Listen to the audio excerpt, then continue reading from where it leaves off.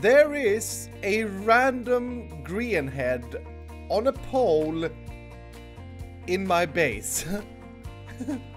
And I'm pretty sure there's another one here. I'm pretty sure I haven't placed these.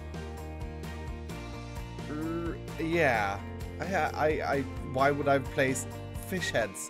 I mean green heads in my base.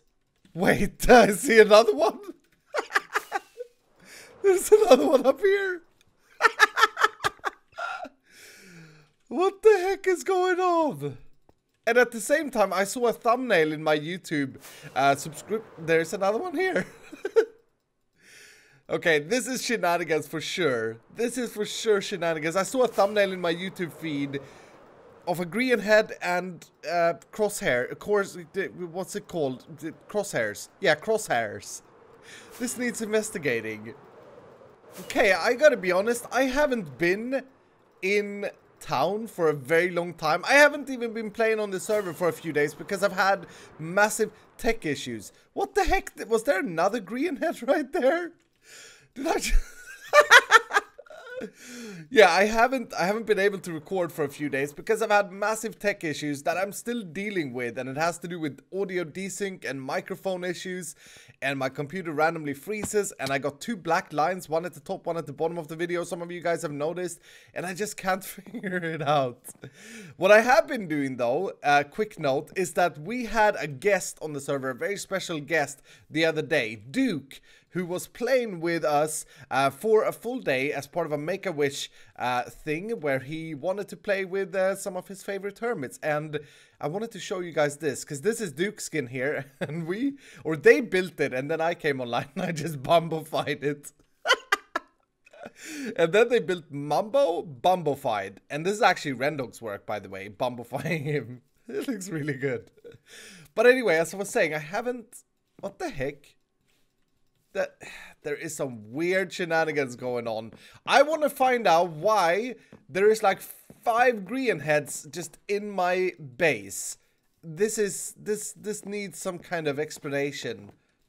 And what on earth is this? A cancel mustache thing? Look, there's another green head. Just like we are being infested. The server is being plagued. What's going on?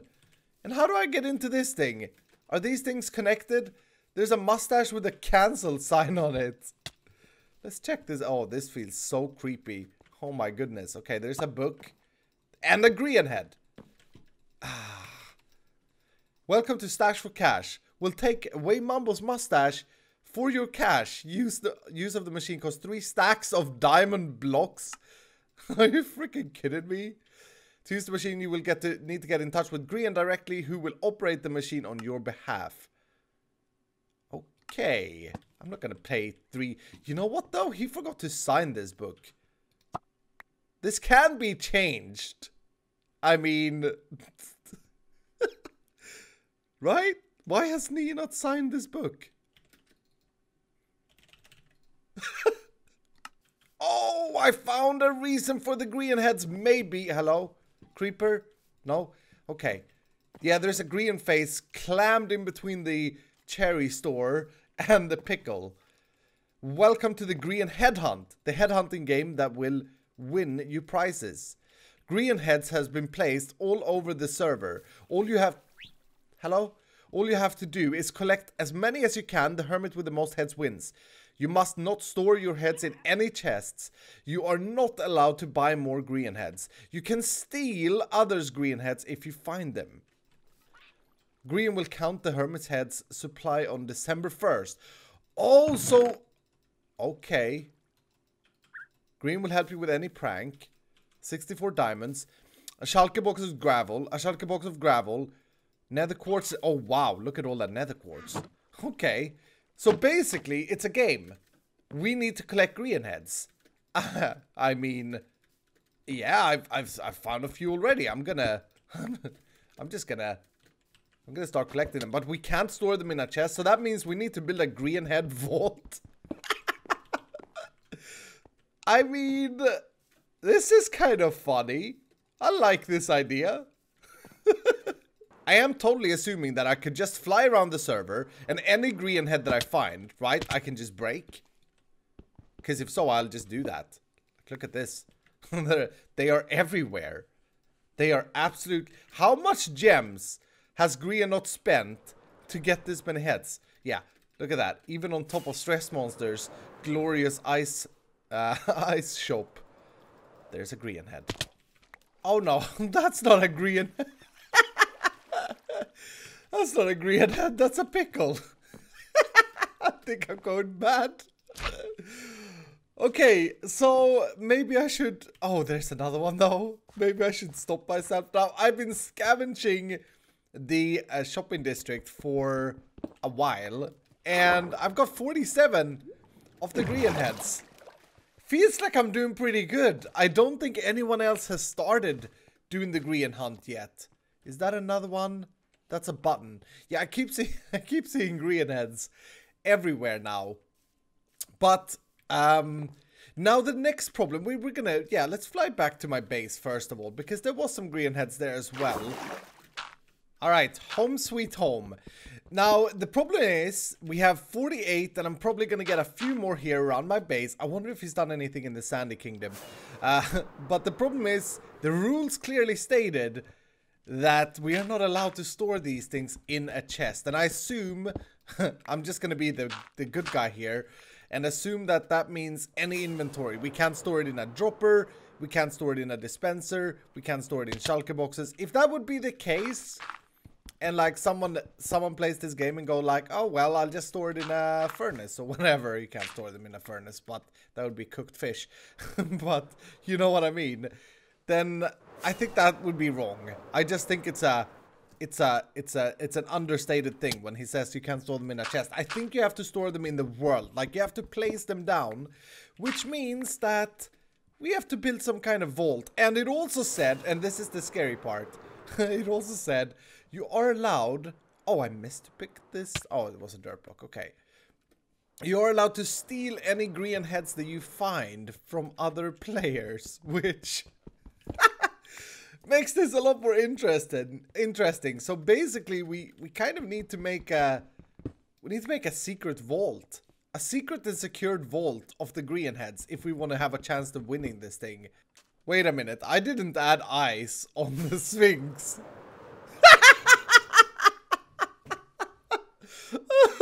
That's hilarious. Oh, that is so ugly. Oh my goodness. Okay.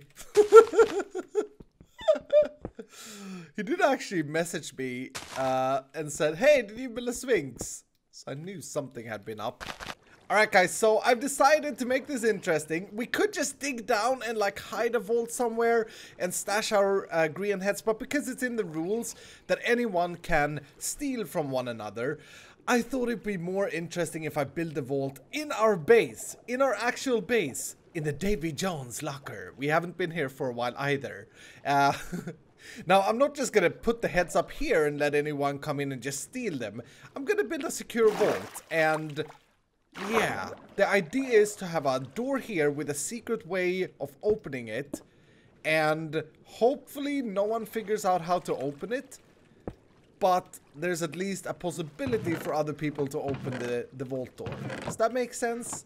I think that makes it a little bit more interesting than just hiding it away for no one to ever possibly be able to find it, right? So, we're gonna need a piston thingy over here. And so I'm gonna use 2 sticky pistons, and then we're gonna need to power that, and we're gonna need to power it using some sort of secret mechanic so that not everybody can just open it. I just realized as well, guys, that this is going to be a little bit tricky to build because all the water in our base here, we haven't worked here in so long. Basically, the idea will be that we will have a security lock where you have to throw an item in here, and it has to be the right item, and then the system will check if it is the right item. If it is, it will open the door. Boop. And then from this end, we can simply just have a button to open to get out of the vault again. Now, of course, I'm going to build a bigger vault than just this room, but this is a good start. I don't know what to do with the flowing water, because the water will be flowing inwards here. Okay, let's see if that clears. Oh, so close. So close. But yeah, okay, so that will work. So if I now place a block here, the water is going to stop there. because I don't want flowing water here. But anyway, we got to build the security lock, and it's been a while since I did this. I used to do this a lot. I used to like build these type of entrances or locks for casinos and stuff. And basically, what you want to do when you do something like this is you want to do an item filter. You want to do an item filter where Minecraft can tell whether or not you are throwing the right item into a system. And if it isn't, it's going to go one way, and if it is the right item, it's going to go another way, and when it goes the other way, it will trigger a redstone line to power these pistons. That's basically the gist of it. It's not very complicated, but it looks fancy once it's done. Okay, so here's a basic item filter in Minecraft, and I'm sure you've seen these before if you've ever built a storage system or yeah, attempted to, let's do this instead, or seen anyone build a sorting system. This is the usual standard way of filtering items in Minecraft. Basically, if I've got this correctly now, if I put some cobblestone in there, and let's say that the filter in this case is redstone, if I put more than, I think, 48 in here, we should see, oh, 42, yeah, you see how the 42nd redstone block will go down in the next hopper and into this chest. And it does that because this redstone line here gets strong enough to power this repeater, which powers this block, which unpowers the torch, unlocking this hopper. So this hopper is no longer accepting. It's locked at the moment, so it doesn't accept any more items. But if a cobblestone or a redstone block comes in at this point in time, it will send it through. Like, it will accept one item through. And that's how an item filter works. Now, the way we're going to do this so that it works as a key lock is simply take an input like this. And just to demonstrate, I'm going to run hoppers down the line like this. This is our hopper on top. And unfortunately, I think if I break that, I will be fine. Unfortunately, we have water issues, so we got to be careful. Let's do that. Nice. If I now have an item traveling here, and let's say it's an ender pearl, it's not going to put anything in the chest, right? It's not going to put the ender pearl in the chest, and that's because the ender pearl can't possibly go in here. However, if I send a redstone block, it can go in here, and as such, it's going to go through to the chest. So that's how a storage system works, and what we're going to do here is we're going to use... We're gonna actually let's do this. Let's remove this chest and let's put that chest over here, and we're gonna have another hopper facing into this chest here. Okay, now whenever something travels through this hopper, we will be able to pick up a signal based off of that from a comparator, right? So let's try this. If I'm right, we should see, let's see so I do this correctly, we should see this torch blinking if we send the correct item. Let's try with a grass block. That's the wrong item. No blinking of the torch. Let's send a redstone block and blinking of the torch. That signal is what we're going to use to power the door. We need a longer signal though, so we need something called a pulse lengthener here as well, and I'll show you that in a little bit. Any wrongful item though, I kind of want to store, because I'm hoping that other hermits will try and figure out what item is the correct item. If you want to make this super secure, you want to write like a protected book. Like for example, iTrade has, Impulse has as an entrance to his iTrade. He has a special book. You need that exact book or else it won't work. And no one else can replicate that book. I'm not going to do that. I'm going to use a Minecraft item and see if anyone figures this out. And it will be fun to kind of see if anyone tests it. And we'll see that in this chest. They won't get their items back. So if they try with a diamond and it's not a diamond, it will end up here and I will take it. Okay? I think that's fair. I think that's fair. This here is our power for the door. So if I unpower that, the door will open. So this block here is what we need to power with this signal. And I may use a few more hoppers here just to make this easier on myself. But we'll see. I thought I would show you guys as well, before I build this thing, what a pulse lengthener is. Because this is a very useful little handy thing in Minecraft. A pulse lengthener is basically what the name says, right? It takes a pulse and it lengthens it. And it's very, very useful in many scenarios where you have a too quick pulse. So, for example, if we were to use this pulse that we just saw here, the door would be open for a second and we would get squished and it wouldn't be nice. But a pulse lengthener looks like this. Two comparators, and you can build these in different ways. You can build them longer, and it takes an input, so this button here, and it makes it into a longer pulse. You see how long that torch is turned off? Now compare that to if I would just do this, right? If I would just do this. Oh no, that powers the pulse lengthener. Here, let's... Sometimes so stupid. Let's do this. Let's just have a torch here and a button, right? That's the length. And compare it to this. You can even hear the button click, and then you see the torch stops or continues to not being on. It's not super relevant with the stone button because that's a quite long pulse as it is. But for example, let me get a lever here.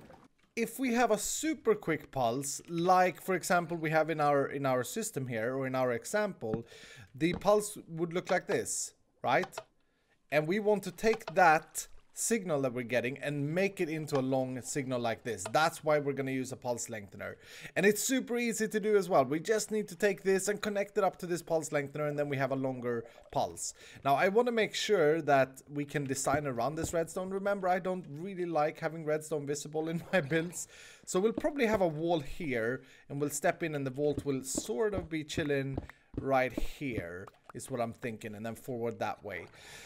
That way we can hide every single bit of redstone. We don't have to see this. Alright, so I think I've put this down so that it will work with all the different functions. And this is just the different pieces that I just showed you guys, but put together. If it looks complicated, it's not really. We have our... okay, the item is correct. Check here. This comparator goes into repeater, strengthens the signal. I try to put this at a delay. I'm not sure if that's going to work. Just wanted the door to be more delayed. Into the pulse lengthener, goes up here, powers this block, which powers this torch, which powers this torch, which unpowers this torch, and opens the door. Easy enough. Hopefully. Let's try this with the coal blocks, for example. And we're going to be sending in an ender pearl. That's the wrong thing. Nothing should happen. And the ender pearl should end up here. And we'll send the right thing, which is currently a redstone block. And boom! Door opens. It's very quick, though. Why is it so quick? That's not long enough. Alright, let's see. This should be a lot longer. Just replacing this redstone dust with a block there should mean that it's gonna stay up for a lot longer. And it also is gonna take a lot longer to open. Yeah, that's definitely better. And close? Nice. Okay. Alright. There we go. I don't quite understand why a block makes that difference. But here's our input. Going through the pulse lengthener, and then sending the signal up this way. All right, anyway, that's perfect. that was a perfect time for it. So now all I gotta do is configure this thing to have the correct filter, because yeah, I don't want it to be redstone blocks. And also we need this button to be accessible from inside easily, and possibly, hello salmons. Hello, dudes. Possibly go through the pulse lengthener as well, so we don't get squished on the way out, because that would be, yeah, kind of bad. So one thing that I am going to do here is that I'm going to name the cobblestone, the filter block, to something. Filler, for example. This would mean that anyone could open it with a cobblestone named filler. So I'm going to cut the video and name it something else. But the cobblestone part of the filter is not the key, so I want that to be unknown. Oh, no. Oh no. Well, it was bound to happen. I was done with this. I misplaced this one block. Oh, and it just flooded the whole thing. God dang it. Alright, well there we go. Our secret entrance is right here. Our portal to the entrance is right here. I just realized though that you can't put a carpet underwater. And we can't put a pressure plate on it. Well, we could, but it would look stupid. So I guess the next best thing would be to put like a stone slab, maybe a cobblestone slab over it. Now you guys don't know the secret key, but I do. So I'm gonna have to cut the video here. Secret item goes in and yes, it works. Okay, nice. Oh, I got scared there for a second. Sweet. Alright, so we have a secret entrance to the Greenvault. I still have my green heads in my inventory. I haven't placed them in a chest. Now I gotta build a vault for it. And the problem is, like, I don't know where water is and where water not is. This is the button out, by the way. So, yeah, I'm gonna have to be a little bit clever. Alright guys, so check this out. I have been busy building the vault. Nice, look at this. I think this turned out really, really cool. We got all of our golds and belongings, and of course the most important block in Minecraft is scallium in the very center, and a nice skylight. I'm very excited to look at this from the outside.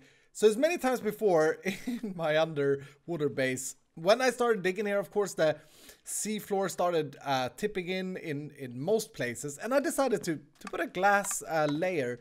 And I think this is a good thing.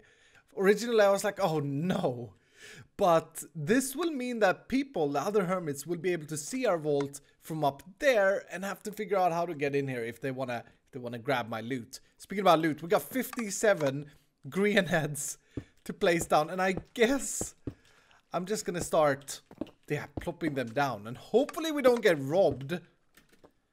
I try to place these down nicely, but there are so many of them. Oh man, our vault is like full already. Oh my goodness, 57 green. That looks mental. That looks so weird. Okay, well, there we have it. 57 green heads. I wasn't planning on doing anything with green heads today, but there we go. That's crazy. I gotta have a look from upstairs though and see how it looks from outside. It should be over here. Yeah, over there is where it is. Okay. So it's like right in the glacier. Oh, look at that.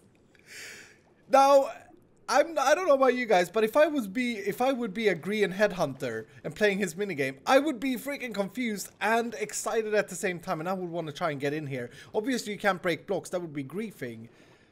But that is looking pretty sick. And I did go with the stone walls here, by the way, intentionally, because that makes the rest of this just pop out and look like a stash of gold. And even after the green game, I think I want to use this vault as our, like, vault for stuff. Oh, wow, look at that. From above the water surface, it's just like a big treasure down there. And there's our scallium slime farm as well. This is looking really cool. I'm very, very happy with that. Very happy. I wonder how many heads I need. I'm kind of curious. Take a guess down below. I don't know how many heads Green has put out. I don't know if 57 is a lot to have been collected already. But I'm kind of curious to see down below in the comments of this video, how many heads do you think that it takes to win this competition? But anyway, dudes, that's gonna do it for me for today. So thank you guys so much for watching. I hope you have enjoyed this video. And of course, if you have, do hit the like button. And if you're new, consider subscribing. Thank you so much for watching. Have a wonderful evening, and I will see you guys in the next episode.